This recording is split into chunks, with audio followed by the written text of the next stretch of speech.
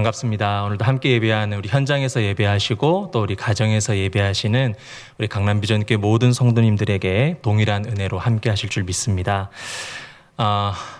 PPT를 한번 볼까요? 성도가 오해하기 쉬운 성경 구절에 대해서 오늘 좀 말씀을 나누도록 하겠습니다. 제가 예전에 버스를 타고 가다가 어릴 때 얘기입니다. 할머니 좀 되어 보이는 연세가 좀 있으시는 분이 손녀를 안고 있었던 것 같아요. 엄마는 아니었습니다. 손녀를 안고 있는 할머니가 이제 버스를 이제 중간쯤 이렇게 타고 계셨었는데 그때 손녀의 손에 저 젓가락이 이렇게 들려 있었습니다. 근데 어린 손녀가 갑자기 할머니한테 할머니 이게 뭐야? 라고 물어봤어요. 그러니까 그 할머니가 이게 뭐냐면 와 그러는 거예요. 와?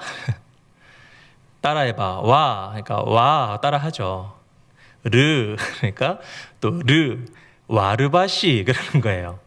거기가 이제 경상도였으니까 사투리가 심하죠. 와, 르, 바, 시. 아니 아니고 와 하면서 정확하게 또박또박하게 이거는 와르바시아라고 정확하게 설명하는 거를 제가 어릴 때 들었던 기억이 있습니다. 젓가락이죠, 젓가락. 이제 와르바시는 일본어 이제 이렇게 우리가 어릴 때부터 우리 옛날 분들이 이제 와르바시라고 이제 명칭을 했습니다. 그것을 아이에게 가르치는 것을 어릴 때 들었던 경험이 있습니다. 저도 꽤 오랜 시간 동안 이 손톱깎이를 쓴맥길이라고 불렀던 기억이 있는데요. 이해는 합니다. 이제 그것이 그들의 문화였고 또 어렸을 때부터 그렇게 알고 계셨기 때문에 그렇습니다. 물론 이 정도는 그냥 웃어 넘길 만한 일이죠. 할머니와 손녀와의 어떤 세대 차이 그리고 경험의 차이로 인한 가벼운 해프닝 정도라고 생각하면 될 겁니다. 그러나 한 아이가 자라감에 있어서 이 가볍게 생각할 수 있는 부분이 있는 반면에 또 옳고 그름을 좀 명확하게 해줘야 하는 부분이 있다라는 것이죠. 사회행동이나 언어 습관이나 또 관계성, 학습 또는 신앙에 이르러서 아이의 성장 전반에 중대한 영향을 끼치는 부분이 분명 있습니다. 최근에 뉴스를 보니까 좀 깜짝 놀랄 만한 사건이 있었습니다. 익산의 한 초등학교에서 이미 다른 학교에서 문제를 일으켜서 그 학교로 전학 온 한 초등학생이 난동을 부렸다라는 그런 소식이었는데요. 선생님이 그 난동을 부리는 아이를 제재했더니 선생님에게 욕을 하고 폭력을 쓰고 또 그것을 제재하려고 교장 선생님이 들어왔더니 교장 선생님한테도 욕을 하고 폭력을 쓰고요. 나중에는 결국 경찰까지 왔는데 경찰에게도 욕을 하고 나를 함부로 대했으니 고소할 것이라고 소리를 질렀다고 합니다. 대단한 아이입니다. 이 친구가 이제 그런 난동을 피우고 지금 어떤 법적인 절차를 지금 진행하고 있는지는 그 추후의 소식은 듣지 못했지만 그 소식을 듣는데 시대가 정말 많이 변했구나. 우리 어렸을 때는 이런 일 생각지도 못했는데 요즘 아이들은 참 놀랍다, 무섭다라는 생각을 했습니다. 물론 이 아이를 바라봤을 때 상담학적으로 좀 여러 가지 요소들의 진단이 필요하겠지만요. 분명한 것은 이 아이가 옳고 그름에 대한 인지성이 좀 낮다라는 생각이었습니다. 어떠한 교육적인 부분에서의 결핍이 이 아이의 사고 행동에 분명 좋지 않은 영향을 끼친 것이다라는 생각이죠. 그래서 양육에 있어서요. 바르고 정확한 가르침이 참 중요하고요. 그러한 과정들이 결국 좋은 사람을 길러낸다라는 것입니다. 우리 하나님의 사람도 그냥 성도가 아닌 좋은 성도로 또 좋은 일꾼으로 자라가야만 합니다. 무엇이 성도를 좋은 성도요, 좋은 일꾼으로 자라게 합니까? 바로 성경입니다. 디모데후서 3장 16절에서 17절까지 말씀을 보시면 모든 성경은 하나님의 감동으로 된 것으로 교훈과 책망과 바르게 함과 의로 교육하기에 유익하니 이는 하나님의 사람으로 온전하게 하며 모든 선한 일을 행할 능력을 갖추게 하려 함이라 말씀하고 있습니다. 성경은 우리에게 교훈과 책망과 바르게 함과 의를 가르침으로 하나님의 사람으로 온전케 하여서 무엇을 하게 한다고 했죠? 선한 일을 행할 능력을 준다라는 것입니다. 그러므로 하나님의 말씀은 우리로 온전한 하나님의 사람이 되게 하는 교과서다라고 할 수 있습니다. 그렇다면 그러한 하나님의 말씀, 성경 앞에 성도로서 우리는 어떤 자세로 나아가야 될까요? 신명기 4장 2절 말씀에 내가 너희에게 명령하는 말을 너희는 가감하지 말고 내가 너희에게 내리는 너희 하나님 여호와의 명령을 지켜라 명령하셨습니다. 우리는 하나님의 말씀을 더하거나 빼지도 말고 바르게 해석하고 바르게 이해하고 바르게 적용해야 한다라는 것입니다. 사이비 이단들이 이제 우리나라에 참 많습니다. 이제 어느 정도의 우리가 대응을 할 수 있는 수준을 넘어서는 그런 이단들도 상당히 많죠. 그런데 미국의 산타바바라의 종교연구소가 있는데요. 그 종교연구소에서 이단의 5가지 조건에 대해서 말했는데 그것을 OP, 그러니까 5가지 P로 시작하는 단어로 이단들의 조건을 설명했습니다. 첫 번째가 프로펫, 선지자라는 단어인데요. 교수를 신격화한다라는 것이죠. 두 번째가 플레이스, 장소죠. 거점을 확보한다라는 겁니다. 그리고 파스벌리티인데 가능성, 사회, 정치, 문화를 이용해서 그들의 영향력을 계속 확대해 나아가는 것이죠. 그리고 플랜이 계획인데요. 종말론을 악용하고 또 여러 가지 그들 안에서만의 시간을 정해놓고 그들이 사람들을 포섭하고 이끌어갑니다. 그런데 무엇보다도 가장 중요한 특징 중에 하나가 바로 프로미스, 약속인데요. 자의적인 성경 해석이다라는 것이죠. 이것이 이단의 5가지 조건 중에 가장 중요한 부분입니다. 바로 말씀의 오해입니다. 그들의 모습들을 보면 겉으로 드러나는 모양새만 보면요, 참 견고한 성과 같습니다. 입이 떡 벌어지는 건물이 있고요. 교세도 엄청나죠. 그리고 껌뻑 넘어갈 만한 포교 시스템까지 세상 사람들이 볼 때는 그럴싸해 보일 겁니다. 그러나 우리는 압니다. 그들이 얼마나 불쌍한 존재인지를 우리는 잘 알고 있습니다. 우리는 그들을 부러워하지 않습니다. 왜 그렇습니까? 진리가 왜곡되고요. 말씀이 오해되는 곳에서는 결코 온전한 하나님의 사람이 될 수 없기 때문입니다. 그들은 얼마나 철석같이 믿고 있겠어요. 내가 이곳에서 있으면 온전한 하나님의 사람이 될 수 있을 거야. 하지만 그렇지 않다라는 것입니다. 마태복음 22장을 보면 예수님께서 부활이 없다라고 말하는 사두개인들을 지적하는 내용이 나오는데요. 마태복음 22장 29절에 예수께서 대답하여 이르시되 너희가 성경도 하나님의 능력도 알지 못하는 고로 오해하였도다라고 말합니다. 예수님이 그들에게 대해서 지적하신 것은 성경을 오해하는 것이다라는 거예요.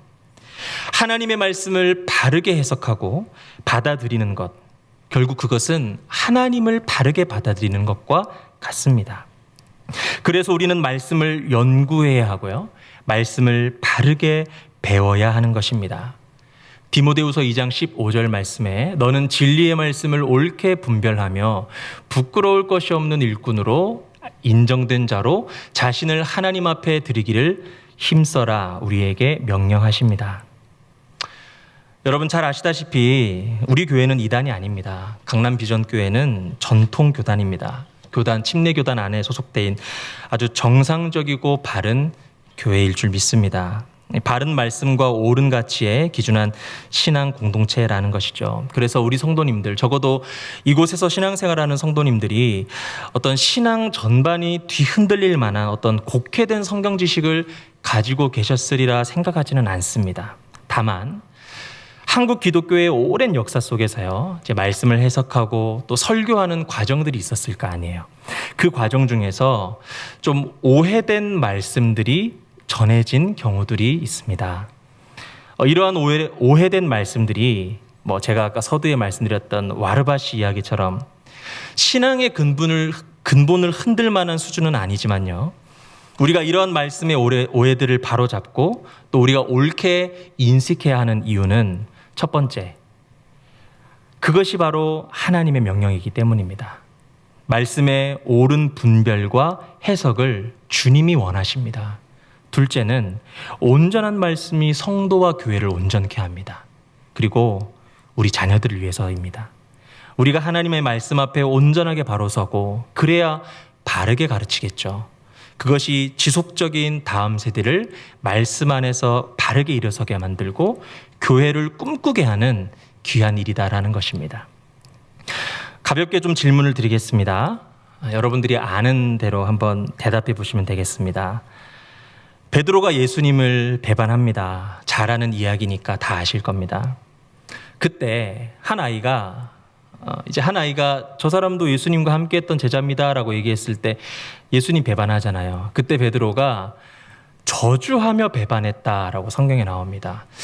그때 베드로가 저주한 대상이 누굴까요? 누구를 저주한 것일까요? 꽤 많은 분들이 정답을 알고 있는 분들이 대부분이시겠지만 베드로는 예수님을 저주한 것이다 라고 생각을 합니다. 심지어 저는 이미 성경을 가르치는 분들마저도 그것을 예수님을 저주한 것이다 라고 해석하여 설명하는 분들을 보았습니다. 그러면서 제가 말씀을 쭉 어렸을 때 이제 신학교를 다닐 때 말씀을 연구하고 또 교수님과 함께 얘기했을 때 그것이 잘못된 것이구나 라는 것을 깨달았습니다. 베드로가 저주한 대상은요, 예수님을 저주한 것이 아니라 베드로 스스로를 저주한 것입니다.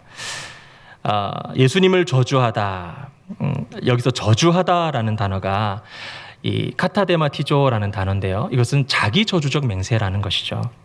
그래서 상대방을 저주하는 것이 아니라요, 자신의 말이 진실이 아니라면 지금 나에게 당장 저주가 떨어져도 좋다라는 것을 일종의 이 자기 저주적 맹세를 나타내는 단어 카타데마티조가 바로 여기서 말하는 저주하다라는 단어입니다.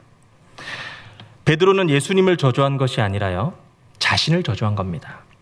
그래서 이 말씀은 결정적인 순간에 예수님을 저주하면서 배반한 어떤 베드로의 이중성을 말하는 구절이 아니라 그렇게 주님을 사랑했지만, 정말 주님을 사랑했지만 결정적인 순간에 자기 자신을 저주하면서까지 예수를 부인하는 이 베드로의 모습을 보면서 우리 인간이 죽음과 두려움 앞에 얼마나 연약한 존재인지, 죄로 인해서 이 영원의 담대함을 잃어버린 이 인간이 얼마나 초라한 존재인지를 우리로 깨닫게 하는 것입니다. 여기서 어떤 사람들은 그게 그거지, 그렇게 중요합니까? 은혜 받았으면 된 거 아닙니까? 라고 말합니다. 아닙니다. 은혜를 받으셔도요, 옳은 말씀 안에서 은혜 받으셔야 합니다. 곡회된 은혜는요, 감정 수련에는 도움이 될지 모릅니다. 그러나 내 영혼을 살찌우지는 못합니다. 이렇게 자칫 오해할 수 있는 말씀들이 생각보다 많은데요, 그 중에 한 3가지 정도의 말씀을 함께 나누기를 원합니다. 첫 번째 말씀이 빌립보서 4장 13절 말씀, 내게 능력 주시는 자 안에서 내가 모든 것을 할 수 있느니라. 지금으로부터 30년 전이 1990년대입니다. 세계적으로 냉전이 종식되고요, 이제 미국 주도의 경제 성장이 막 왕성해지던 그런 시기였는데, 그때 한국에는 2가지 현 증상이 나타났습니다. 경제 호황의 정점을 찍었고요, 또 그 같은 1990년대에 외환 위기가 찾아와서 최악의 경제적 시련을 동시에 겪었다라는 것이죠.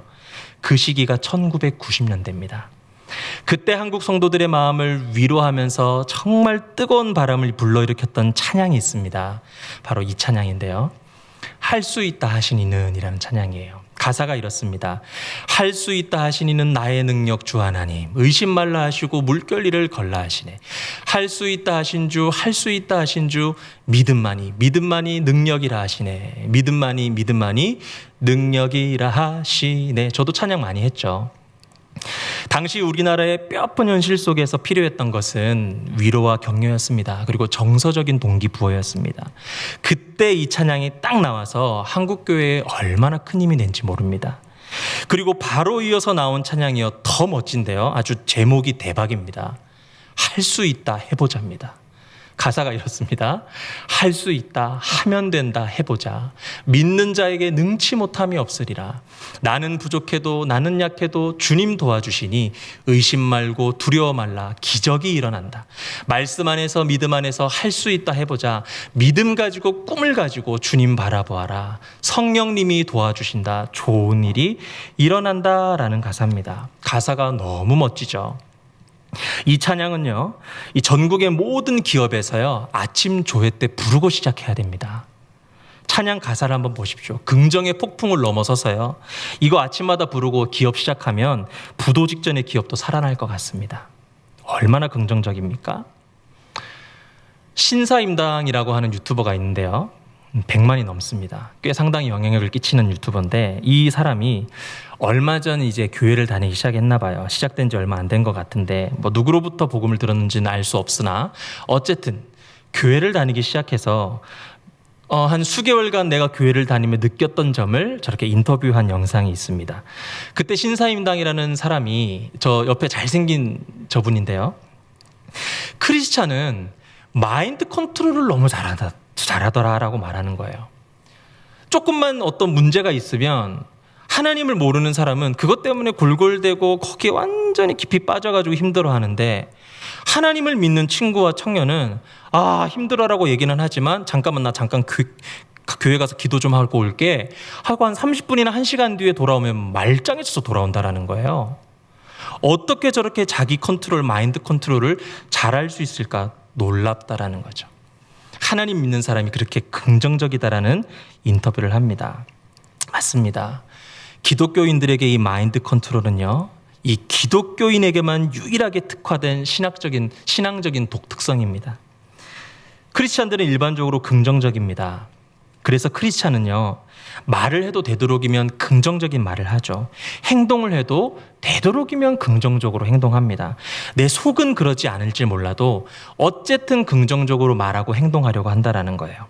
문제가 생겨도요, 기독교인은 그 안에서 하나님의 뜻을 찾습니다. 장례식장에서 찬송하는 사람은요, 기독교인들밖에 없습니다. 말씀 안에서 체득된 하나의 성품이죠. 실제로 긍정적으로 삶을 대하는 자들은요, 부정적인 자들보다는 더 나은 삶의 결과를 낳기도 합니다. 긍정적인 사고방식으로부터 나오는 모든 여러 에너지들이 분명 더 나은 방향으로 이끌어가기 때문입니다. 그러나 한 가지 우리가 좀 기억해야 할 것이 있습니다. 긍정적인 사고, 진취적인 발상, 승리의 자세 다 좋다는 거예요. 다만 그 모든 것이 이 명확한 신앙의 기초 위에 있어야 한다라는 것입니다. 신앙인은요, 할 수 있다 말해야 합니다.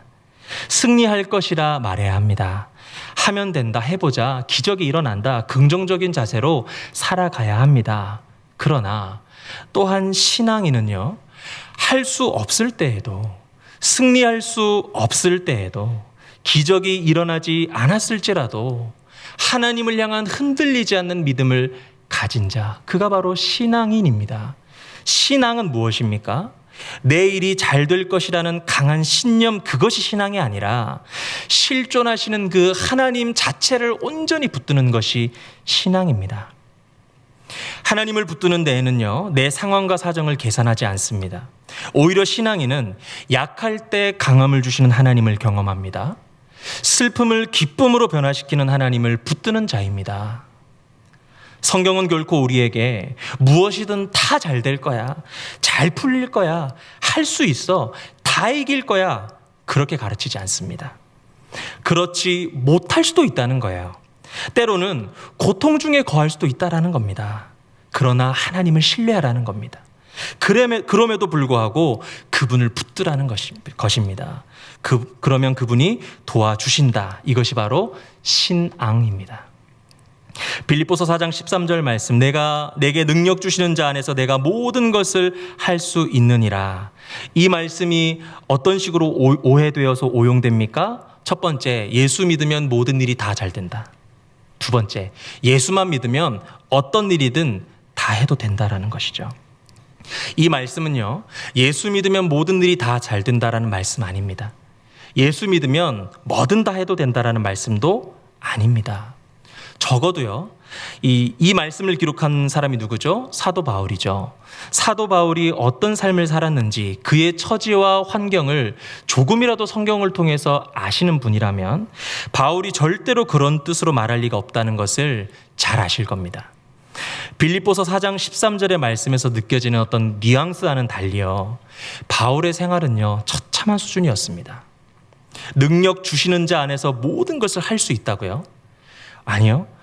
바울의 삶의 처참함은요 오히려 예수를 만난 이유가 더 절정이었습니다. 빌립보서 11장 23절에서 27절 말씀, 시간 관계상 다 읽지 못했지만 그의 삶이 이러했습니다. 능력 주시는 자 안에서 모든 것을 할 수 있기는커녕 죽을 뻔했습니다. 그런데 바울은 이러한 고난과 고통들을 통해서 어떤 고백을 합니까? 4장 11절에서 12절 말씀, 내가 궁핍함으로 말하는 것이 아니니라 어떠한 형편에든지 나는 자족하기를 배웠노니 나는 비천에 처할 줄도 알고 풍부에 처할 줄도 알아 모든 일 곧 배부름과 배고픔과 풍부와 궁핍에도 처할 줄 아는 일체의 비결을 배웠노라 라고 고백합니다. 복음 때문에 겪었던 수많은 고난, 고통들을 통해서 자족하기를 배웠다라는 거예요. 어떤 형편도 견딜 수 있게 되었다라는 것입니다. 그 이후에 한 말이 바로 이 고백입니다. 내게 능력 주시는 자 안에서 내가 모든 것을 할 수 있다. 모든 것을 할 수 있다라는 말은 초월적인 어떠한 전능한 힘을 발휘할 수 있다라는 말이 아니었습니다. 어떠한 행동도 하나님 안에서 다 용납된다라는 말도 아니었습니다. 이미 구원받았으니까 어떤 죄도 저지를 수 있다라는 의미도 아니었습니다. 오히려 바울은요, 약할 때 강함될 수 있음을 체험했고요. 어떤 형편 가운데서도 만족할 수 있었고요. 심지어 사방으로 우겨쌈을 당하여도 쌓이지 않았다라고 고백할 수 있었습니다. 그리고 비로소 그 모든 상황 속에서 자족하며 맡겨진 사명을 감당할 수 있게 되었다라는 것입니다. 이 모든 것이 가능할 수 있었던 비결은 그리스도 안에서 주어졌던 능력 때문이었다라고 바울은 고백합니다. 그래서 바울의 빌립보서 4장 13절의 고백의 핵심은요, 내가 모든 것을 할 수 있다, 보통 여기에 무게가 실리지만 그것보다는 내게 능력 주시는 자 안에서, 이것이 이 구절의 핵심입니다. 그리스도 안에 있으니 자족할 수 있었고요, 그리스도 안에 있으니 견디며 맡겨주신 사명을 감당할 수 있었던 것입니다. 애견 훈련사, 애견 행동 교정사 강영욱 씨 아주 유명하죠. 가장 많이 얘기하는 멘트가 괜찮아요입니다. 괜찮아요. 개가 달려오고 있는데 괜찮아요. 물어뜯겨서 피가 철철 흐르는데도 괜찮아요 말합니다. 빌립보서 4장 13절의 의미를 더 살리기 위해서 이렇게 바꿔보아도 될 것입니다. 괜찮아. 내게 능력 주시는 주님이 계시니까. 이 성경 구절의 본뜻을 이 순서가 더 정확하고 명확하게 알려줍니다. 일이 잘 풀리지 않아도 괜찮아요. 주님이 계시잖아요. 좋은 결과를 얻지 못했어도 괜찮아요. 주님이 계시잖아요. 혹시 지금까지 이 말씀을 가지고 불가능한 일에 도전하셨던 분들이 계십니까? 내게 능력 주시는 자 안에서 내가 모든 것을 할 수 있다. 하나님 안에 있으면 다 할 수 있고 무엇이든 가능하다라고 해석하셨다면 오늘부터 이 말씀의 핵심은요, 내가 원하는 어떤 결과가 아닌 주님이심을 기억하시길 바랍니다. 신자는 삶의 어떤 환난 속에서도 하나님으로 인해 그 상황에 자족하는 사람입니다. 그리고 그리스도를 굳게 붙잡고 비전을 향해, 주의 영광을 향해 달려가는 사람입니다. 그래서 하박국 선지자는 이렇게 말합니다. 비록 무화과 나무가 무성하지 못해도, 포도나무에 열매가 없으며 감람나무에 소출이 없으며 밭에 먹을 것이 없으며 우리의 양이 없으며 외양간에 소가 없을지라도 나는 여호와로 말미암아 즐거워하며 나의 구원의 하나님으로 말미암아 기뻐하리로다. 주 여호와는 나의 힘이시라. 나의 발을 사슴과 같게 하사 나를 나의 높은 곳으로 다니게 하시리로다. 우리의 삶 가운데 비록 어려움과 문제가 있을지라도요, 주님을 찾으시기를 바랍니다. 그 안에서 자족하며 참된 승리를 맛보셨으면 좋겠습니다. 두 번째 함께 나눌 성경 구절이 욥기 8장 7절. 내 시작은 미약하였으나 내 나중은 심히 창대하리라. 네, 많이 보셨죠? 첫 번째 성경 구절 저 팻말은 제주도에 있는 정의관의 쇠고기 국밥집에 달려있는 팻말입니다. 두 번째 성경 구절 액자는요, 양평에 있는 구름에 달가듯이 펜션에 붙어있는 그런 말씀 구절입니다. 우리 모두가 한 번쯤은 다식당이나 또 사업장에 이 말씀이 걸려있는 것 본 적이 있을 겁니다. 심지어 사장님이 예수 믿지도 않는데요, 글귀가 너무 좋아서 붙여놨답니다. 그만큼 저 말씀이 많은 사람들에게 참 사랑받는 말씀인데요. 사업장을 시작하는 사람 중에 특별히 여유 있는 사람이 아니고서는 첫 시작이 대부분은 미약하잖아요. 그러다 보니까 그들에게 이러한 성경 구절과 글귀가 분명 격려가 될 거고요. 또 선물을 하는 입장에서도 사업을 시작하는 사람에게 이보다 더 좋은 글귀가 없죠. 글귀만 봐서는 딱입니다. 그리고 그 사업장을 찾는 사람 중에 기독교인이 아님에도요, 밥 먹으러 들어왔다가 이 성구를 한참 들여다보더니 글귀가 참 좋다, 나도 그렇게 됐으면 좋겠네 라고 생각도 할 겁니다. 이러한 말씀을 저런 용도로 사용하는 것 분명 본인의 선택입니다. 저는 이 말씀이 어떤 말씀인지, 나는 이 말씀이 어떤 말씀이건 상관없이 그냥 보기에 조언이 된 거다, 그것도 본인의 자유입니다.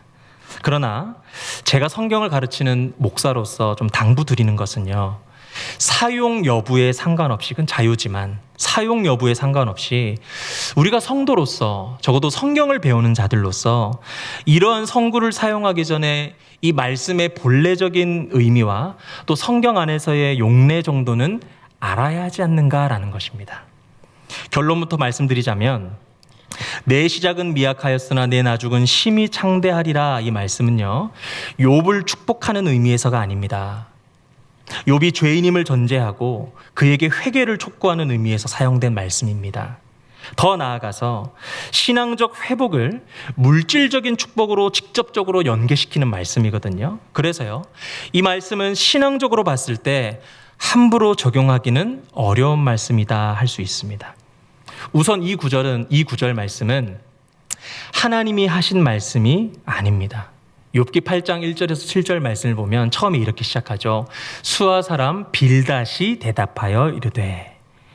이 말씀을 사용하는 분들 중에 이 말씀이 의뢰 하나님이 하신 말씀이다라고 생각하는 분이 많습니다. 심지어 액자를 만들어 파는 사람 중에서도 하나님의 말씀이다라고, 축복의 말씀이다라고 홍보합니다. 이 말씀은요, 욥과 욥의 세 친구의 대화 가운데 나타난 수아 사람 빌닷이라는 자의 말입니다. 물론 성경에 기록되어 있는 모든 말씀이 하나님의 감동으로 기록된 말씀이지만 적어도 우리가 성도로서 성경을 배우는 자로서 우리가 알고 있고 또 사용하고 있는 이 성경 구절에 대한 기본적인 정보는 알아야 한다라는 것입니다. 둘째로, 이 말씀의 전후 문맥상 어떤 일을 시작하는 사람이나 또 사업장에는 어울리지 않는 말씀입니다. 욥기 8장 1절에서 7절 말씀의 내용 시간 관계상 읽지는 못하지만 쉽게 요약해서요, 욥 당신에게 죄가 있을 거야, 회개하고 하나님께 은총을 구하시게, 그러면 지금은 쫄딱 망해서 보잘것없지만 다시 일어나게 될 거야. 이 말씀의 문맥대로라면 이 말씀을 선물한다라는 것은 이런 의미를 담는 겁니다. 당신은 하나님 앞에 죄를 지었습니다. 당신은 그 죄 때문에 망했습니다. 회개하세요. 다시 사업이 번창할 것입니다. 이런 말씀이 됩니다. 그리고 이 말씀은 하나님께 지지를 받지 못한 말씀이었습니다. 이 구절은요, 하나님도 아니고 욥도 아니고 욥의 친구 빌닷이 한 말인데요, 거기까지는 상관이 없습니다. 누가 했던 상관이 없다라는 것이죠. 그런데 빌닷의 이 말은 사실 하나님 앞에 옳게 인정받지 못한 말이었을 뿐만 아니라 욥기서 전체가 강조하고 있는 이 욥기의 기록 목적과 부딪히는 내용이다라는 겁니다. 욥과 친구들의 대화가 모두 끝난 후에 하나님은 그들에게 이 대화에 대한 평가를 내리십니다. 욥기 42장 7절에서 8절 말씀에 여호와께서 여호와께서 욥에게 이 말씀을 하신 후에 여호와께서 대만 사람 엘리바스에게 이르시되 내가 너와 내 두 친구에게 노하나니 이는 너희가 나를 가리켜 말한 것이 내 종 욥의 말같이 옳지 못함이니라. 이 말씀을 두 번이나 반복적으로 말씀하십니다. 너희가 나를 가리켜 말한 것이 내 종 욥의 말같이 옳지 못하다라는 것이죠. 욥의 말은 옳았고 친구들의 말은 틀렸다라는 것입니다. 그들의 잘못이 얼마나 크냐면 욥을 통해서 번제를 드려야만 그 잘못을 사함받을 수 있을 정도였다라는 겁니다. 욥의 친구들의 말이 어떠했길래 하나님으로부터 이와 같은 평가를 받게 되었을까요? 욥기에는 몇 가지 주제 중에 하나님이 고통을 주실 때 신자는 그것을 어떻게 이해해야 하는가라는 주제가 있습니다. 욥과 친구들의 대화 내용은 간단합니다. 친구들에게 욥에게 말하는 것은 네가 죄가 있어서 벌을 받는 거야 라는 것이죠. 죄가 없으면 하나님이 절대로 벌을 주실 수가 없어. 여기 욥이 뭐라고 대답합니까? 나는 죄가 없는데 하나님이 고난을 주고 계시는 거야 라고 대답하는 겁니다. 그래서 욥도 성경을 보면 책망받는 부분이 있습니다. 이유를 알 수 없음으로 인해서 고통스러워한 겁니다. 그게 답니다. 단지 인간은 하나님의 뜻을 다 알 수 없으므로 이유 없는 고난이 있을 수도 있다라는 그 점을 잘 인지하지 못한 것, 그것으로 하나님으로부터 책망을 받았습니다. 내가 하는 일을 네가 다 알 수 있느냐? 하나님이 말씀하시죠. 그런데 결과적으로 하나님은요, 후에 이 욥의 말은 옳았고 친구들의 말은 틀렸다 평가하신다는 겁니다. 친구들의 말이 왜 틀렸습니까? 친구들은요, 인과응보의 하나님, 고난이 왔다면 반드시 그 앞에 전제가 있어야만 하는 하나님으로 하나님을 제한했습니다. 모든 주권을 가지고 계신 하나님을 우리는 다 알 수 없습니다. 그런데 이 친구들은 마치 하나님을 처음부터 끝까지 다 알고 있는 것처럼 하나님을 제한했다라는 것입니다.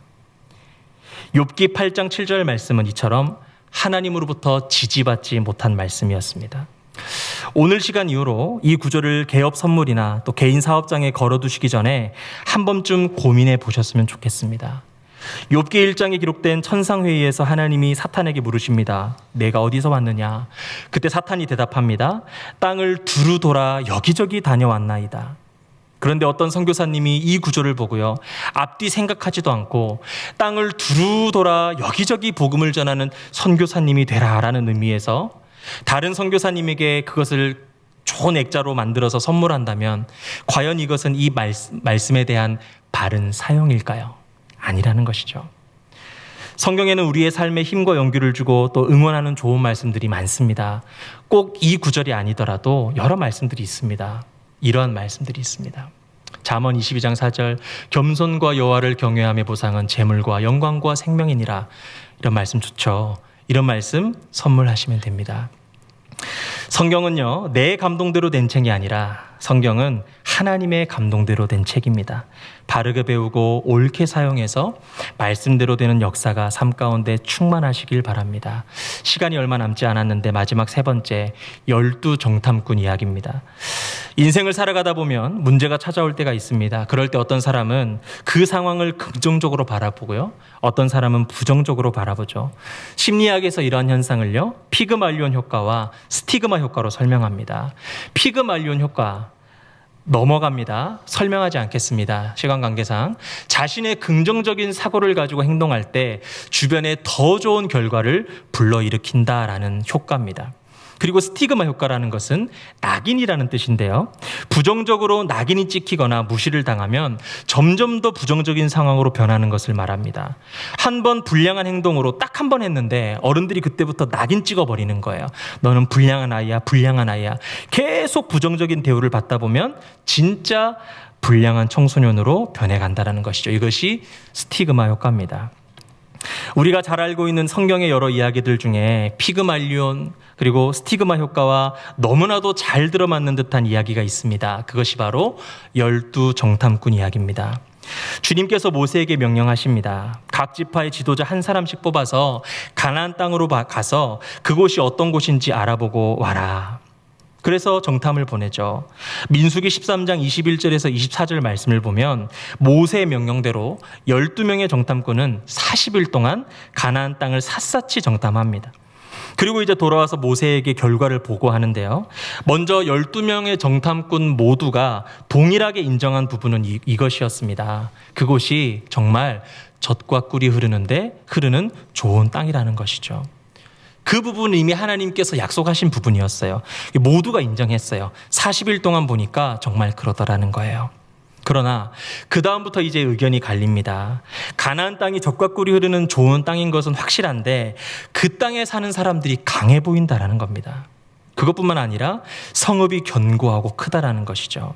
그리고 수많은 그곳에 있는 자손들이 거주하고 있다라는 것을 말하면서 그들이 가나안 점령에 있어서 두려운 존재다라는 것을 계속 피력합니다. 그리고 마치 스티그마 효과처럼 이스라엘 백성들에게 어느 순간 소문이 돌아서 하나님이 허락하신 약속의 땅이 아니라 가나안 땅은 두렵고 강한 땅으로 바뀌어 갔다라는 것이죠. 32절에서 33절 말씀을 보면 이렇게 얘기합니다. 그들이 정탐한 땅을 악평했다라고 합니다. 중상모략이다라는 것인데 의도적으로 왜곡시켜서 꾸며낼 정도로 그들이 그렇게 얘기를 했다라는 것이죠. 확실하지도 않은 네피림의 후손을 봤다라는 둥. 나중에는 하나님의 선민들 자신들 자기 스스로를 메뚜기라고 막 비하할 정도까지 되어버렸습니다. 스티그마 효과처럼 이 가나안 땅은 정복하지 못할 땅이야라는 악평들이요 정말 정복하지 못할 땅으로 바꾸어 버렸습니다. 그들의 악평으로 인해서 그 땅은 이스라엘이 정복할 수 없는 땅이 되어버렸습니다. 그래서 어릴 때 주일학교에서요 이 말씀으로 긍정적인 사고방식에 대해서 배운 기억이 있습니다. 그 이후로도 긍정적 사고방식, 긍정적 체질 개선 등의 설교를 들은 적이 있습니다. 그러나 이 12정탐꾼 사건을 통해서 성경이 말하고자 하는 것은요 긍정적 사고방식, 긍정적 체질 개선 이것이 아닙니다. 그보다 더 중요한 것이 있다는 것이죠. 우선 과연 그 땅을 향해 악평했던 사람들이 정말 부정적인 성향의 사람들이었을까요? 만약에 이들이 부정적이어서가 아니라 가나안 땅 사람들이 너무나 강해서 정복할 수 없는 땅, 그것이 사실이라면 어떡하겠습니까? 이 정탐꾼들은 가나안 땅에서 빈둥빈둥 놀다 온 것이 아닙니다. 그들에게 이번 정탐은 여호와 앞에서 또 자신의 민족의 대표로서 일생일대 가장 중요한 임무였습니다. 또 40일을 조사해야 되기 때문에 철저하게 사전 준비도 했을 거고요. 40일 동안 샅샅이 조사하고 직접 다 경험하고 온 겁니다. 비록 그 말들이 워낙 사람들에게 두려움을 줄 수 있는 말들이어서 백성들을 두려움에 몰아넣기는 했어도요. 그들 마음 가운데 그 모든 고백들과 평가들이 사실일 수도 있다는 겁니다. 반면 여호수아와 갈렙은 단순히 긍정적인 말을 한 것 때문에 주목받은 것일까요? 여호수아와 갈렙이 가나안 땅의 상황을 모르는 것이 아니었습니다. 나머지 10명이 말한 것을 이들도 다 알고 있었습니다. 그럼에도 여호수아와 갈렙은 이렇게 보고합니다. 14장 8절에서 9절에 여호와께서 우리를 기뻐하시면 우리를 그 땅으로 인도하여 들이시고 그 땅을 우리에게 주시리라. 다만 여호와를 거역하지는 말라. 가나안 땅에 대한 악평을 여호와를 거역하는 것이다 라고 말하는 거예요. 왜 그럴까요? 10명의 정탐꾼이 한 보고는 단순히 부정적인 말의 죄를 넘어서 하나님께서 이스라엘에게 약속하셨던 말씀을 거역하는 것이기 때문이었습니다. 여호수아와 갈렙의 선포는 철저히 하나님의 약속에 근거한 선포였습니다. 모든 상황과 문제들보다 더 크신 하나님의 약속을 붙잡은 것이었습니다. 그들이 낙천적이고 긍정적인 품성의 소유가였기 때문이 아니었다라는 것입니다. 오히려 그들의 품성이 반대였을 수도 있죠. 10명의 품성이 더 좋았고 여호수아와 갈렙이 오히려 까칠한 모난 사람들이었을 수도 있죠. 그러나 중요한 것은 여호수아와 갈렙이 하나님의 약속을 붙잡았다라는 겁니다. 그 약속에 대한 믿음이 두려움을 이겼다라는 것이죠. 아브라함이 이삭을 과감하게 바칠 수 있었던 것은 상황적으로 넉넉해서가 아니었죠. 아들이 많아서가 아니었습니다. 나를 통해서 하늘의 별과 같은 수많은 자손을 주실 것이라고 확실하게 약속했고 그걸 믿었던 거예요. 그 약속에 대한 믿음이 상황을 이긴 것입니다. 두려움을 이긴 것입니다. 이제 이 말씀을 드리고 마치겠습니다. 교회는 하나님의 약속에 약속 위에 하나 된 공동체임을 믿습니다. 하나님의 약속에 대한 믿음이 모두를 이끄는 근본적인 힘이어야 합니다. 하나님의 약속이 아닌 불신앙과 인본주의와 세속적인 구조가 다수를 지배할 때 교회는 힘을 잃게 됩니다. 그래서 출애굽기 23장 2절에 다수를 따라 악을 행하지 말라라고 말씀하죠. 12명의 정탐꾼 중에 하나님 앞에 죽임을 당한 자들도요, 다수의 10명이었습니다. 하나님의 약속을 붙잡는 성도와 교회 되시길 바랍니다. 우리가 하나님의 약속을 붙잡는 길은 이것입니다. 하나님의 말씀을 읽고 배우고 쓰고 암송하는 겁니다. 하나님의 말씀이 선포되는 이 예배에 생명을 거는 것입니다. 하나님의 말씀을 삶 가운데 실천하는 것입니다. 그런 성도와 그런 교회 되셨으면 좋겠습니다. 말씀을 마치겠습니다. 세 가지 말씀을 함께 나눴습니다. 빌립보서 4장 13절, 내게 능력 주시는 자 안에서 내가 모든 것을 할 수 있느니라. 내 시작은 미약하였으나 내 나중은 심히 창대하리라. 그리고 12 정탐꾼 이야기. 이 세 가지 말씀들의 오해와 오용을 생각하며 말씀을 바르게 알고 옳게 분별하여 옳게 사용해야 되겠구나. 그것이 교회를 온전케 하고 다음 세대를 세우는 것이구나. 마음 가운데 기억하심으로 말씀 안에 승리하는 모든 성도님들 되시기를 바랍니다. 함께 기도하시겠습니다. 좋으신 아버지 하나님 감사합니다. 하나님 사랑하는 주님의 귀한 성도들 말씀 위에 굳게 서게 하시고 하나님의 말씀 옳게 배워 옳게 사용하여 하나님의 나라를 흥왕케 하고 하나님께 영광 돌리며 다음 세대들을 아름다운 교회 위에 굳게 세우는 말씀의 약속의 사람들 다 될 수 있도록 주님 붙들어 주시옵소서. 모든 것을 주님께 맡기며 예수님의 이름으로 기도드렸습니다.